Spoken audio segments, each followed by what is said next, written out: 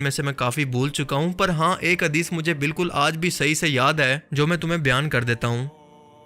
کہ رسول اللہ صلی اللہ علیہ وآلہ وسلم آخری حج کے خطبہ سے واپسی پر مکہ اور مدینہ کے درمیان واقع خم کے پانی کے مقام پر خطبہ دیتے ہیں، اور آپ صلی اللہ علیہ وآلہ وسلم نے پہلے اللہ کی حمد و ثنا بیان کی، اس کے بعد ہمیں واعظ و نصیحت کی، اور اس کے بعد فرمایا کہ اے لوگو، میں بھی انسان ہوں، قریب ہے کہ میرے رب کا بھیجا ہوا موت کا فرشتہ موت کا پیغام لے کر آئے اور میں اسے قبول کر لوں، لیکن میں اپنے بعد تم میں دو بڑی بھاری چیزیں چھوڑے جا رہا ہوں۔ پہلی تو ہے اللہ کی کتاب، اس میں ہدایت اور نور ہے، تو اللہ کی کتاب کو مضبوطی سے تھامے رہو اور اس کو مضبوطی سے پکڑے رہو۔ یعنی آپ صلی اللہ علیہ وآلہ وسلم کا فرمان تھا کہ یہ کتاب تمہیں گمراہی یعنی فرقہ واریت کی لعنت سے بچائے گی، اسی لیے ہر معاملے کے اندر صرف اسی سے ہدایت حاصل کرنا۔